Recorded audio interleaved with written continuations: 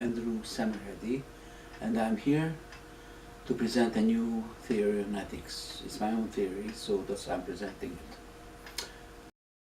Up to now, ethicists really tried hard to make ends meet about ethics, or to make it work, come up with a theory that would somehow explain why we do things according to our value systems, and what's the mechanics behind it, and how it could be improved. My theory only involves the mechanics of it, not how it should be improved or could be improved. I'm only explaining how it works. That's where my theory stops.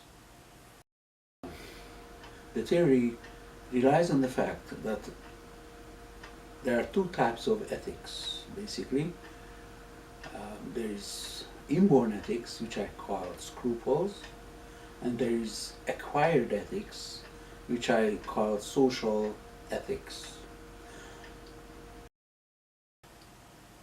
Just a side step, according to moral philosophy, morals and ethics are interchangeable words. So that's why I make it sure that I will use inborn scruples or scruples for inborn scruples, and I will use ethics for societal ethics.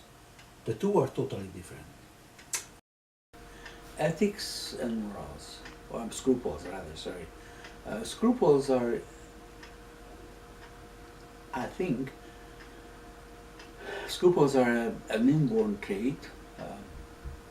It is a DNA change that has precipitated a mutation in behavior in mammals and in birds, in warm-blooded animals. Um, if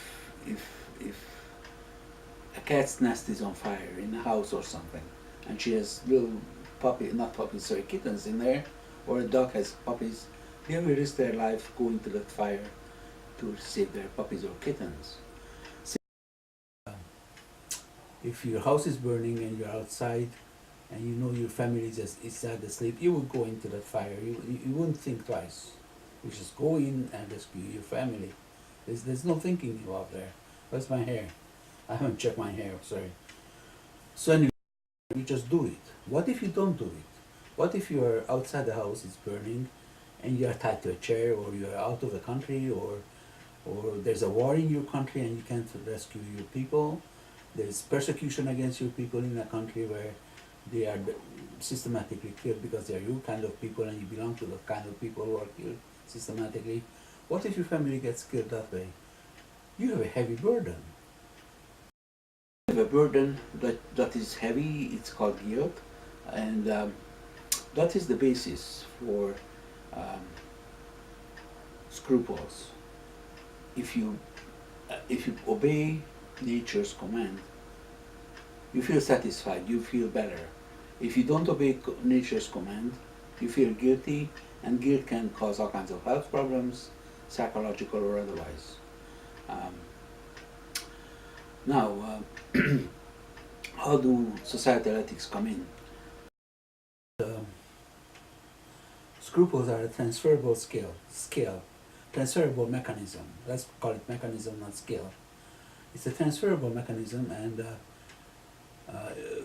society has a way of ingraining into people to learn behavior according to guidance by guilt and by inner guilt and inner reward. It's not outside reward or outside guilt, it is inner, comes from the inside, but it has been planted in by society how to react to something. For instance, societies, cannibalism is not good. We would feel guilty because our values, our culture has taught us not to eat other people. It is just frowned upon. Killing produces guilt.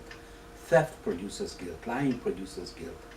These are all things that we are told over and over and over again when we are children not to do, or at least not told but insinuated. And our tales and folklore stories and our textbooks and our readings and our TV shows all show that these are behavior that we should be avoiding. If we don't avoid it, then we get guilty feelings. So far, so good. Now, why do I say this? Of course, you realize that in some societies, cannibalism is okay, killing is okay, theft is okay, um, lying is okay. These things are not in all of them in the same arrangement, but some societies, some cultures allow different things for their participants or members to do things that are different from what we allow or what we would like to allow them to do. Between scruples and ethics is that scruples cannot be overridden, whereas ethics can be. Ethics are moral behavior ingrained by society, whereas scruples are ingrained by DNA changes and by mutations that force us to certain behavior without any ability to not follow that behavior pattern by choice. Whereas societal ethics are followed by choice. We can either steal or not steal. We can either kill or not kill. There are lots of examples where people do choose to kill or to thieve or to lie or to defraud other people. That's why our jails are full of them, full of people, because people don't always obey the scruples. Why not? Because they are not as binding as, people don't always follow their ethics because they are not as binding as scruples. Philosophers of the past try to tie these two things together. Like, they were baffled. Like, how come some scruples, some morals are followed, some morals are not followed? Socrates put out the question of guy gazing, where he suggested that if you become invisible by some supernatural force, then you will not pursue a moral life. This is in the Republic. How many people would not steal and thieve and rape and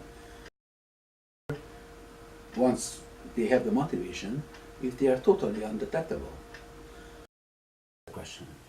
The question is answered by saying that scruples are unavoidable behavior, whereas ethics are unavoidable behavior, and we choose ethical behavior by choice. We choose whether to steal or not. This is probably the entire speech I was going to give. The difference between scruples and ethics. Societally ingrained behavior patterned on guilt and reward, inner guilt and inner reward, but it's ingrained by society and it's changeable by society, by culture, and it's also dependent on what the individual accepts and to what degree to follow these ethics. Whereas scruples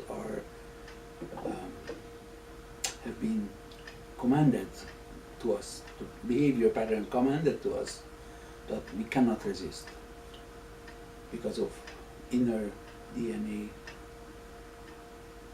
mutational behavior patterns, whatever. Thank you very much and have a nice day.